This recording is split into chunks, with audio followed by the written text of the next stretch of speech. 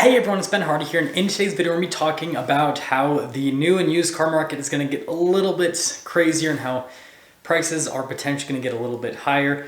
With that being said, let's just get right into it. Let's start things off with some quick statistics. So, starting January 2021 to now, new cars are up 12.2%. Used cars are up 40.5%.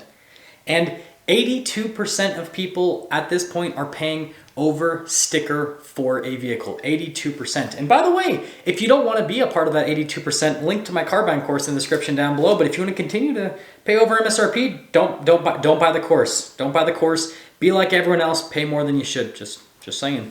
But yeah, it's crazy. And if you guys want to realize how crazy that it is, in January of 2021, only 2.8% of people paid over sticker for a car. So pretty crazy shift. And again, that's why I made that car buying course, to try to help people out. Just putting that out there.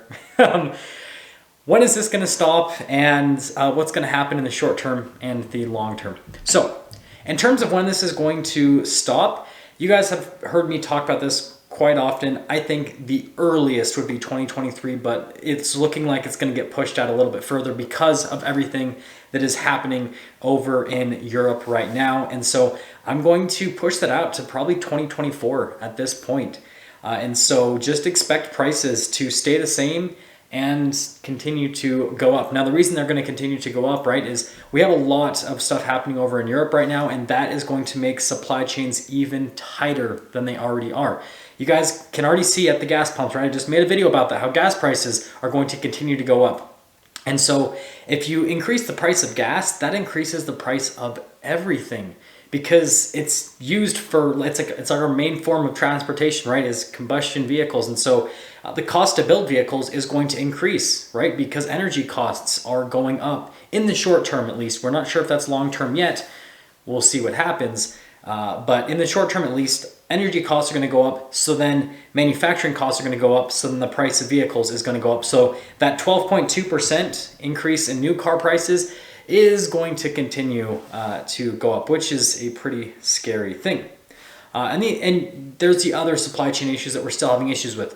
Microchips, right? That's the big thing. And it sounds like, because again, everything that's happening over in Europe, things are going to tighten even more with microchips.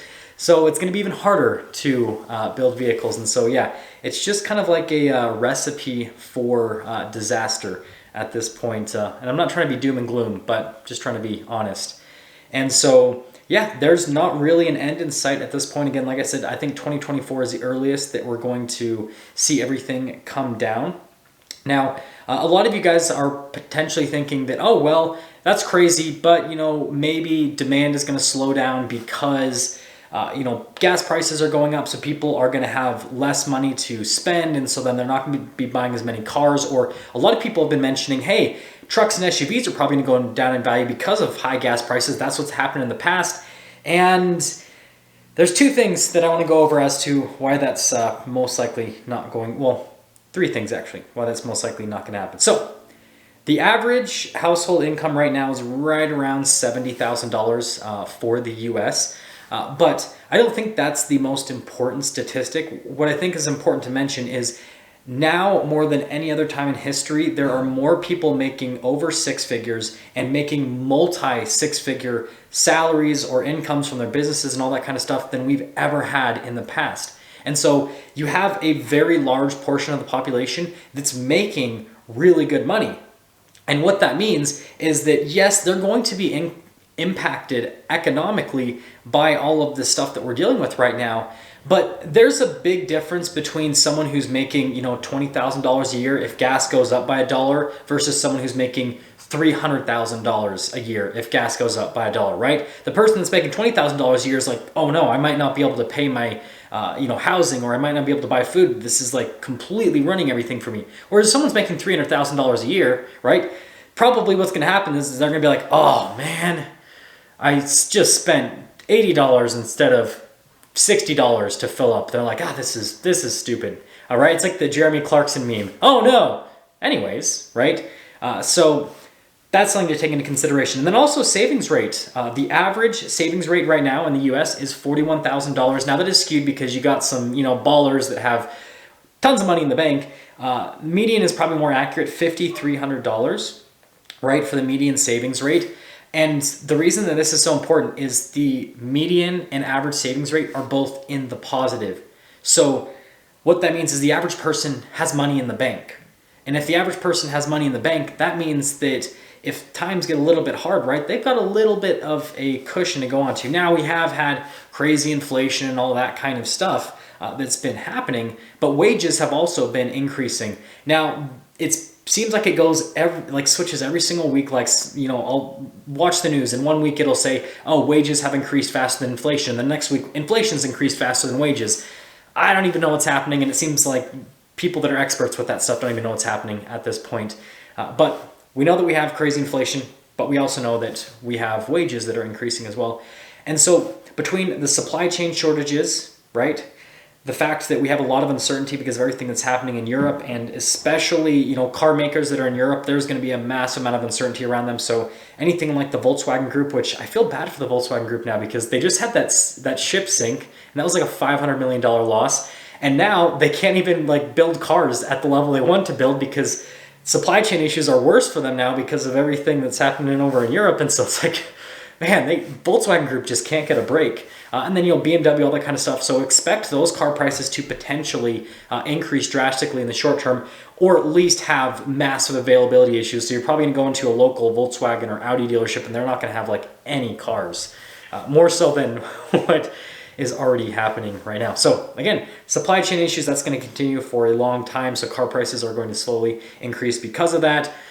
And because of rising energy costs, that's going to increase the amount that it's going to have to go into producing these vehicles. And then on top of that, right, people are thinking, well, increased energy costs, that means people are going to have less buying power, so they're not going to buy big SUVs and big trucks. The problem with this is there are more people making a lot of money right now than there ever has been. And these people also have money saved up. And so they're going to continue to buy. And they're going to continue to buy what they want, right? I don't see truck and SUV sales going down. I see them actually increasing, right? Because more and more people are making that swap because they want something that has massive amounts of utility. And that'll be a video topic for another day. But the key point I want to make at the end of this video is what can you do as a buyer besides, again, buying my course, link in the description down below.